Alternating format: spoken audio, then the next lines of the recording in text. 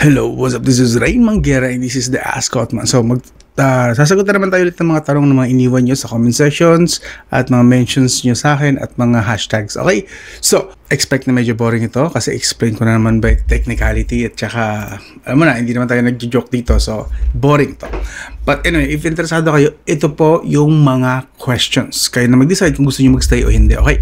So, sa unang tanong, lipat tayo sa screen ko. Galing kay Boss Dondi Iniego. Bakit nawala na sa market ang Sun Cellular, boss? Scott, okay. Actually, familiar ako sa story nito kasi part ako dati ng mother company ng Sun Cellular. Okay, mamaya kwento ko sa inyo. And then, galing kay boss Sol Wind Gaming 3599. Bakit nawala yung Kirin na chipset? Nawala. Hindi naman nawala. Nawala ba? Imbestigahan natin kung nawala ba sila. Ano ba nangyari kay Kirin? And then galing kay boss Ferdinand Mark Rivera. Sir, good evening po. Bakit po bihira na sa bagong smartphone Android na may micro SD card slot, FM radio at 3.5mm earphone jack? Okay, magandang tanong din yan. And finally, galing kay Traumedic 21. Great tips, Brad. Always lots to learn on your channel. Keep it up. Thank you, boss. By the way, what's your take on the plan of DICT to phase out 2G and 3G connectivity? Thanks and more power to you. Okay, actually, magandang question, buti na. Tanong na lang din para i-address na rin natin dito. Just in case sa mga nagre-react, ay paano yan? Pag nawala yung 2G, 3G, paano hindi nagagana yung mga lumang phones? Yes, that's a possibility then. But anyway, pag-usapan natin yan. Kung interesado kayo sa mga questions na to, let's start. Sa unang tanong, galing kay Boss Dondi Iniego. Bakit nawala na sa market ang Sun Cellular, boss? Okay, so before, hindi ko natanda yung taon eh. Dekada na kasi, mga 2-3 dekada na ang tagal. I was part of Digitel.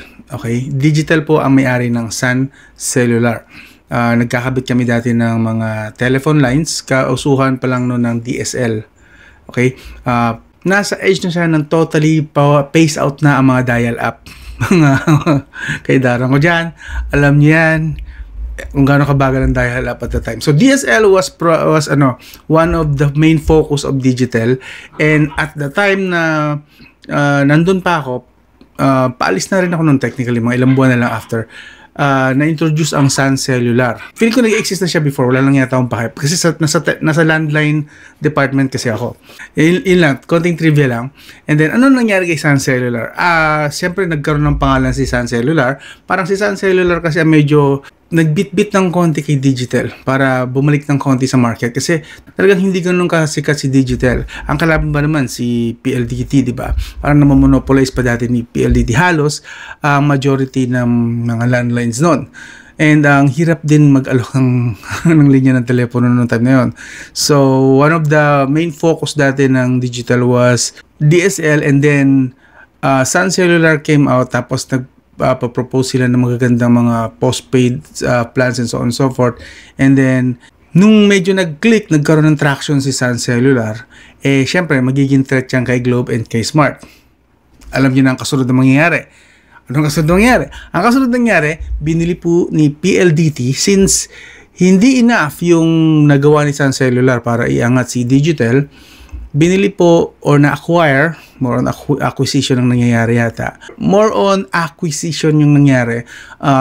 Na-acquire nila ng PLDT ang Digitel, which means na dahil under nila ang Sun Cellular, yung Sun Cellular napunta na or naging pag-aari na rin ni Smart, which is PLDT and Smart, remember, is part ng isang company lang, okay? So, or corporation. I'm not really sure about that. Hindi ako expert sa mga tawag sa mga sa mga companies so on and so forth. Hindi ako company man, okay? Hindi ako corporate man. So, anyway, for a while, okay naman si Sun Cellular, yung mga users ng Sun Cellular, mas naging pabor sa kanila kasi mas dumami yung mga tower na supported ng Sun Cellular. Pwede na rin nila kasing gamitin ang towers ng mga smart signal, di ba? So, lumakas ang signal nila, and then eventually nag-evolve siya from Sun Cellular to Sun Prepaid and Sun Postpaid na lang, and then doon na unti-unti parang kumonti yung subscribers ng Sun, and then tuluyan na siyang nag-merge sa Smart Network. Hanggang sa ngayon, wala na nga sa Sun Cellular. So yeah, it's part of an acquisition, and actually, I believe it's part of business din na kapag nagiging threat yung isang, para mabawasan yung threat, para mabawasan ng threat sa isang business is either talunin mo sila or bilhin. Katulad ng ginagawa ng ibang mga companies. Binibili nila and then eventually buburahin sa mapa or sa history yung brand na yun hanggang sa sila na lang ulit. So yun po nangyari kay Sun Cellular, and hopefully hindi mangyari yan kay dito. Okay, we need more competition, otherwise babalik tayo sa dati na ang Unli ay hindi totoong Unli, sinasabi lang na Unli, tapos ang mamahal pa ng presyo ng prepaid and postpaid. So, ngayon, actually, medyo mahal pa rin, pero at least may magandang competition na nangyayari. And I hope madagdagan pa nga sila. We don't need just one dito. We need 10 more nakagaya nandito na co-competition or makikipagkompetensya kay Smart and Globe. Otherwise, wala. Pamahal lang ng tuluyan yung ating mga prepaid and postpaid na mga internet data. So that's it. Yun lang naman. So yun, sa tanong ni Boss Don D. Iniego, bakit nawala? Binili po siya ng PLDT and inabsorb and then tuluyan ng tinanggal na sa market. Okay? So minus competition na sila. Yun lang naman. Next na question galing kay Boss Solwin Gaming 3599, bakit nawala yung Kirin na chipset? Hindi po nawala ang Kirin na chipset. Pero, nag-post po sila, parang more on, nalagay sila sa hiatus pagdating sa development. Kasi, di ba nga, pinagbawal sila na gumamit ng 5G, and I believe ang may patent lang ng 5G is Qualcomm, which so happens na, I believe, is American brand yata yun or company ang Qualcomm. So, hindi po sila pwedeng gumamit for a couple of years. Hindi ko natanda ko ilang taon. Basta taon na, maraming taon na rin, mga 5 at least. Ilang taon na ba nung huling na ban si Huawei na ano. Yun, kasi kung di po kayo aware, ang Kirin is under Huawei, di ba? So, damay ang Kirin. Siyempre, damay ang Kirin sa paggamit ng pinagbawal din sila na gumamit ng anything patented and licensed ng Amerika. Although may mga exceptions, yes, we know that. Pero isa yun sa mga naka-apekto kung bakit hindi tuloy nakausad si Kirin. Parang for a few years, na-stuck sila sa 12 nanometer, 8 nanometer. Hindi sila makababa sa 6 nanometer. And then meron sila mga Qualcomm Snapdragon na nabili, pero hindi nila pwedeng gamitin yung 5G part. So, you can research that kung ano yung mga smartphones nila dati na Qualcomm Snapdragon 888 yata, 8 plus Gen 1, pero walang 5G, 4G lang ang naka-activate. Bawal kasi. Yes, that's what happened. And now, sa Kirin, actually, recently, last year yata, if I'm not mistaken, last year nag-start na po silang mag-develop ng sarili nilang 5G technology. Although, hindi pa po siya, binalita ko yung sa TechDiario pero isa sa mga, wait, taglagyan natin Kirin 5G. Ayan, Kirin 990. So, ito yun, Kirin 990 5G. So, ito na yung last. Okay? Last na ginawa nila na merong chipset na may 5G. And this was 2019 pa. See the question, tingnan yung question. What was the last Kirin chipset? Last Kirin chipset with 5G. This was 2019 pa. And after that, nangyari nga yung Huawei ban ni Trump. And ito nga ang nangyari. Hindi na sila halos nakausad. Pero yun nga, lately, alam ko last year, meron silang bagong technology na 5G. Although hindi yata part directly ng chipset, but they can finally use 5G sa mga smartphones nila. So for the past, 5 years? 4 to 5 years? Ang gamit lang nila is mga 4G connection sa smartphone nila. Even with flagship smartphones nila, hindi sila makagamit ng 5G talaga. So, hindi technically sila nawala, more on naglaylo lang sila, and yun nga, kasi medyo marami rin na turn off syempre ng mga customers nila, pero in fairness naman despite the nangyari nga sa company nila na naban sila ng US, hindi talaga sila bumagsak. Ang nangyari pa, nagbuo sila ng sarili nilang operating system. I'm not sure kung Android-based pa rin siya, but last I read somewhere na hindi na siya Android version, hindi na siya Android-based, pero kaya niya pa rin mag-run ng mga APK. I'm not really sure. Hindi ako gumagamit ng Huawei kasi masyadong dependent yung lifestyle ko and my accounts dependent sa Google. So, I can't really risk it na gagamit ako ng Huawei and wala namang ako mapapala sa Huawei. Yeah, you know, lahat naman ng features ng Huawei meron din naman sa ibang mga smartphones, so ba't katsagain yung device na wala namang Google. So again, that's my lifestyle. If your lifestyle is different than mine, then you are free to choose Huawei smartphones. Okay lang po yan, but I have nothing against Huawei except wala siyang mga Google services na kailangan ko. And even if sabihin sa akin, pwede bang gumamit ng Gbox, etc. etc. I don't wanna risk it. That's a third party and dagdag trabaho pa sa operating system na supposedly mas okay na pumili na ng native talaga na nagra-run ang mga GMS, mga Google services, kaysa mag-ano ka ng third party na possible na may mga bugs, issues, performance, hiccups, so on and so forth. You can't convince me otherwise. Kung loyal ka sa Huawei, go. Wala naman pong kukontra sa inyo. It's just that it's my preference na gusto ko streamline at saka native yung Google sa aking mga devices. Okay? And not to mention na YouTuber ako. So, my accounts in YouTube which is under Google. Okay? So, huwag nyo nang kontrahin. Talagang yun talagang ganyang buhay. Kanya-kanyang preferences yan. So, hindi po nawala ang Kirin. It's just that medyo naglaylo lang sila.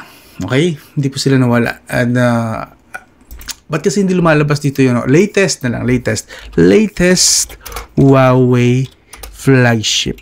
Tingnan natin kung may 5G na yung latest Huawei flagship nila. What's the latest? Okay, the Huawei Pura 70. Ito, Huawei Mate 70 na lang. Ayan. Tingnan natin kung ano ang specs nito. I hope this has 5G. Chipset platform. Kirin 9220, meron ba siyang 5G? Meron finally. So this is finally using na ng 5G. But again, ang 5G nito is I believe hiwalay na chipset. Hindi siya integrated sa Kirin mismo. Pero at least it's using 5G and that's all that matters, diba? Correct me if I'm wrong, hindi na ako nakasubaybay kasi sa Huawei. Kasi nga, they don't have anything na medyo interesante para sa akin. As of the moment. Unless mabago ang tadhana nila, maging okay na sila ni US and so on and so forth. Maybe, I don't know. Okay? Right now, this is what I know, and kung limited and mali ang mga info na sinabi ko rito, please do comment na lang ng mga corrections and so on and so forth. Yun lang naman. I hope kahit paano nasagot ko yung tanong mo, Boss Solvin Gaming. Sorry, hindi ako expert sa Huawei part na sitwasyon na yan kasi nga, again, too complicated for me. Gusto ko doon lang ako sa mga tech stuff lang, mga basic stuff lang ng tech. Okay, galing kay Boss Ferdinand Mark Rivera, 2305. Sir, good evening po. Bakit po bihira na sa bagong smartphone Android na may micro SD card slot, FM radio, at 3.5mm earphone jack? Okay, so, pag sinerge mo to, okay, maganda tong tanong na to. Pag sinerge mo to, sasabihin ng AI, sasabihin ng Google, sasabihin ng mga companies, mga statements nila na ginawa nila to ang pagtanggal ng micro SD card slot ng FM radio at lalong-lalo na yung 3.5mm headphone jack is para daw makapag giveaway ng space. Okay? Yung space na yun may bigay daw sa mas malaking battery, iba pang mga features, so on and so forth. While meron din naman katotohanan doon sa sinabi nilang yun, mind you, pero hindi po yun ang totoong reason. Ang totoong reason is, unang-una, sa micro SD card slot. Simula nung tinanggal nila yung micro SD card slot sa karamihan na ngayon ng mid-range, ganun eh. Sa budget, meron pa, I know. Sa budget smartphone, ganun. Pasok pa ang micro SD card. Imagine, di ba? Budget smartphone, pero meron micro SD card slot. Ibig sabihin, kaya pa rin naman, di ba? Same size lang din naman, so on and so forth, di ba?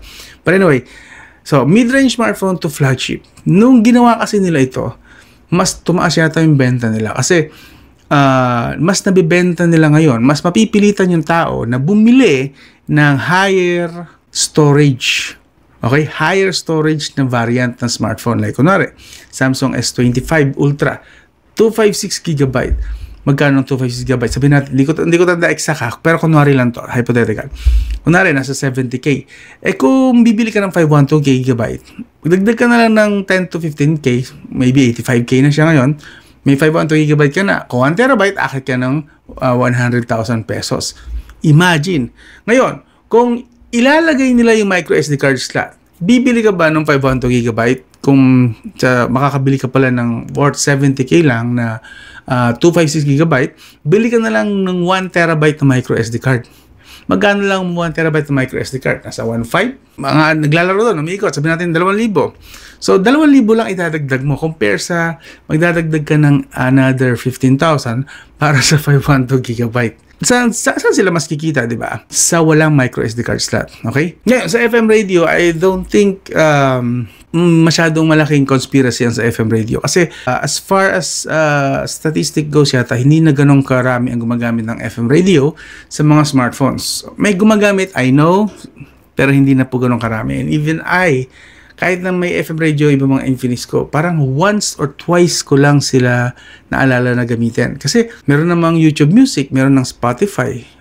Yung balita, lahat ng balita, pati mga live na balita, napapanood na rin sa YouTube. So why still use FM radio? Mas mga bukid-bukid siguro, mahirap ang internet. Yan, naiintindihan ko doon, magagamit yan. But statistically, mababa na. So I think it's about time talaga na unti-unti nila tanggalin yan. And maybe if you really are still listening sa mga FM radio, maybe consider buying a radio, no? Maliit lang. Meron na po ngayon, nasa 200-300 pesos lang. Meron niya ako rito for emergency purposes in case na magkaroon ng brownout, so on and so forth, walang internet. Basta meron ako dito ng radyo.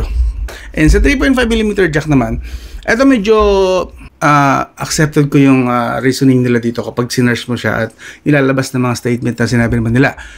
Para mabawasan yung butas na dadaanan ng tubig. At alikabok din. So, basically, waterproofing and dustproofing. Which makes sense. So, mas less ang butas, mas less prone sa mga foreign objects na pumasok sa smartphone, and less reason para masira ang smartphone. That's nice. Okay, good. It's just that switching from 3.5mm jack to USB Type-C is inconvenient. Kasi what if mag-charge ka, siyempre gagamitin mo ng USB Type-C na yon. Ngayon, kailangan mo gumamit ng headphone jack na USB Type-C. Di ba parang isa lang yung butas eh. So kung dadagdagan nila ng 2 butas, magiging counterproductive naman. Sasabihin, bakit pa nila tinanggal yung headphone jack kung magdadagdag sila ng 2 USB Type-C? Pero para sa akin, maraming benefits ang makukuha kapag may 2 USB Type-C sa smartphone. Unang-una, you can charge and then you can do transfer data wired, syempre, wired version ng sabay. Diba? Why not? That's actually very convenient.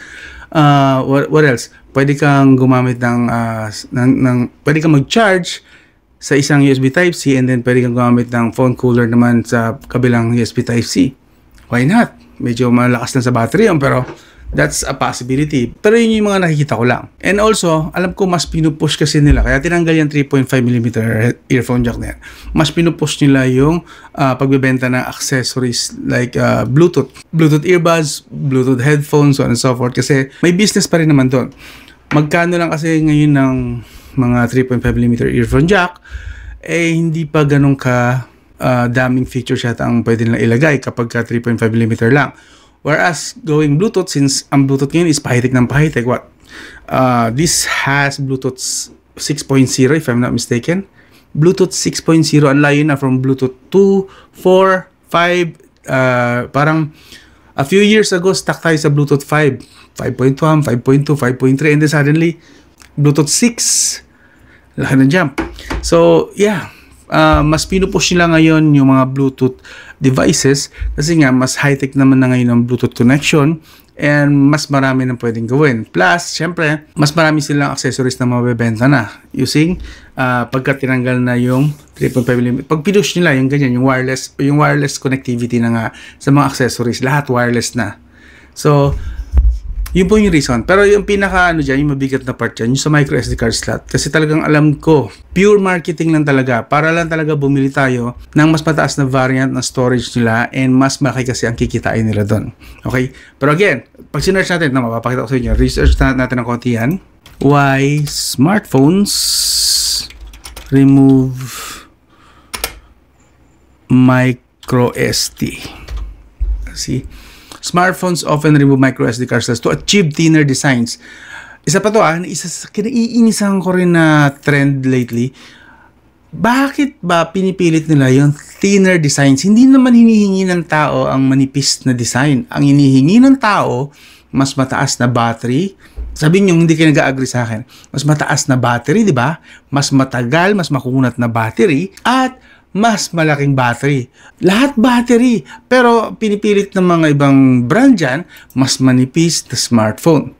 And then, paliliitin yung battery. Ginawa ni iPhone 7 SE yata? Or iPhone 6S? iPhone 17 SE yata? Kasi itong iPhone 17 Air. Ang liit ng battery, nasa what? Battery is what? 3,000 milliamp hour? But Joseph, this is 2017, 2018 year pa to na battery. And people still suck up to this. Yung mga iShip dyan. My God, this is unreasonable battery capacity. Who's asking this? Meron ba? What else? The Samsung. Ito, the Samsung Galaxy S25 Edge. Wait, check natin yung pinaka-specs. Diretso na tayo sa specs. Okay, S25 Edge, 3,900 mAh. This is much better, but still, this is below 4,000 mAh battery. Pero anong petsa na? My God, 4,000 mAh sa 2025? That's still napakaliit yan. May kilala pa kayong taong hinahanap ay panipisan na smartphone? Yung ba talaga ang kailangan ng tao? Wala namang nagre-request na. Alam mo yung nag-iimbento sila ng mga trend, ng mga pakulo, na hindi naman yun ang hinihingi ng tao. Ang hinihingi ng tao is bigger battery, longer battery, ano ba? Basta about battery. Improve nila yung battery, like from 5,000 gawin lang 7,000, 8,000 mAh. Even MKBHD, binanggit niya yan nung nakita niyo itong S25 Edge na to. Sinabi niya rin bakit nila battery? So yeah, no one's asking about thinner phones. We want bigger battery. Now, balik tayo sa question ni Boss Ferdinand Mark Rivera. I hope kahit pa paano nalinawan ka, Boss Ferdinand Mark Rivera. Lipat tayo sa final question galing kay Boss Traumedic 21.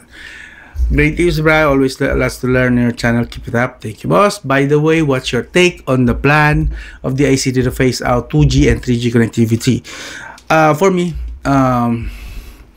this is actually a good step kasi tayo na lang ang bansa ang gumagamit ng 2G and 3G, which is 3G is known na malakas kumain ng battery. Yes, mas malakas po yung kumain ng battery kaysa sa 4G na mahina signal and 5G. 3G, hanggat nandyan yan nag-exist, unreliable na signal na nga or data ang pinapasa niyan, malakas pa sa battery. So kapag tinanggal po yan, magagawa pa po ng DICT or ng government natin yung tower farming na tinatawag. So yung mga existing na tower na meron pang 2G and 3G doon na nakalagay ng mga equipment is pwede nilang palitan na may upgrade na nila to 4G and 5G. And perhaps pwede na rin natin i-welcome din na pumasok ang 6G, which is available na daw sa ibang mga bansa. Okay? So for me, this one is beneficial po in the long run. I know marami maapektuhan, pero gano'n nga ba karami maapektuhan? Let's check nga, di ba? Ito, galing sa Turismo Central Luzon's post, okay? Philippine to shut down 2G, 3G network soon. DICT pushes, so DICT po mismo ang nag-push nito, iyan yata to sa batas, for faster internet with new law, para mas lalo pang bumilis yung internet na natin. Kung tatanggalin na yung 2G and 3G, especially the 3G, wala na po kasali na signal, na bandwidth na mabagal at malakas sa battery. Ito na po yan. Lahat po, 4G na yung pinaka-lowest. So, lahat, ibig sabihin, mas mabilis na. Ayun dito sa balita na to, the move will be fast-track once the Konektadong Pinoy Act. So, this is a law, a proposed law aiming to modernize the country's telecom sector is enacted. The bill aims to boost internet speed, expand access in underserved areas, and simplify licensing for new players. So, mas magiging madali na rin makapasok just in case na may madagdag pa kayo dito. May another dito player, kunwari lang, ginagawa ko lang example si dito. Kunwari, another telco player na gustong pumasok is mas magiging simple at mas mabilis na simplify licensing for new players. So, hindi lang ito basta tatanggalin yung 3G, magtatanggal ng mga old legacy signals, magiging mas maayos pa po na makakapasok at makakagamit ng mga towers yung mga new players na gustong mag-serve din sa mga Pinoy. Okay? DICT Secretary Henry Aguda emphasized the need to free up frequencies. The Philippines is close to becoming the only So hindi pa naman tayo exactly ang natitira, but close to becoming the only country still offering 2G and 3G. We must retire them so we can refarm spectrum. Yun, i-refarm na yung spectrum kasi para yung mga space na ginagamit ng 2G and 3G is ma-convert to 4G and 5G and possibly even 6G. Only 15% of mobile users still rely on 2G. 15% na lang din naman pala yan. Pero technically, that 15% kasi is milyones pa rin yan ng mga katao. Marami pa rin po yan. Pero sa total population, that's 15% na nga lang. So, i-phase out na nga naman. So, related to this then, gusto ko rin banggitin sa inyo na siguro, dahil nga balak ng i-phase out ng tuloy ng 2G and 3G, iwasan nyo nang bumili ng mga feature phones. Yes, yung mga 2G and 3G lang yung supported na connection. Yung mga hindi Android phone, iwasan nyo munang bumili doon kasi possible na pag naabutan kayo, magiging useless na po yung phone na yon, hindi po yung gagana rito. Okay? Kasi ang magiging minimum na signal na tatanggapin or na gagana is 4G pataas. Okay? Globally, many countries have already phased out 3G due to its inefficiency, higher energy use, malakas sa battery, compared to newer technologies. The Philippine DICT says cannot enter the 6G. Hindi kasi tayo daw makakapasok sa 6G era, still burdened by legacy networks. So this is actually a good thing para sa atin and finally makakapag-evolve na tayo ng konti, lalo-lalo na sa internet speed ng Pilipinas. So suportahan na lang din natin if ever. Kung isa naman kayo sa mga gumagamit pa rin ng 2G, 3G, I'm sorry to say, you just have to adapt for the rest of us. Kasi otherwise, lahat tayo stuck sa ganito na, to be fair, to be honest, kahit na sabihin ko rito na malakas ang signal dito nung maabot ng 50 to 200 Mbps, gamit lang normal na mobile data, paputol-putol. Hindi rin siya ganun ka-reliable. And sometimes, kapag nag-ride kami sa malayo, nagmamotor ako sa malayo, pumunta ako ng liblib ng mga Laguna and Batangas, ang signal doon 2G, 3G. And it's just sad kasi, syempre, kapag ang buhay mo umiikot sa, kailangan ma-internet kasi email, so on and so forth, Gmail, Viber, Messenger, and walang signal doon sa area, parang, di ba? So, in order for us to move forward, we just have to adapt lahat tayo. Otherwise, talagang, katulad nyo, sabi nga dito, still burdened by legacy networks.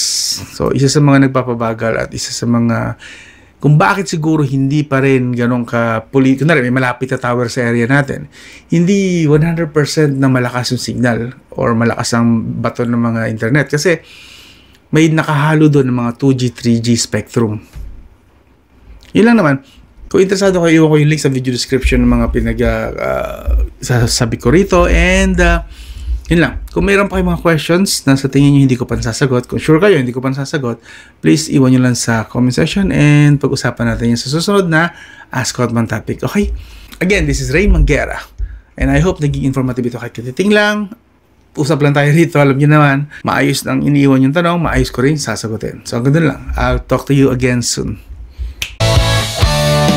Bagong labas na phone, gusto mong malaman specs, features, presyo, di ka malilito riyan. Sa bawat review, malinaw at totoo. Tech simplified, di ka na maguguluhan bro. Basta smartphone, kami ang bahala. Kahit budget o flagship, lahat may tala.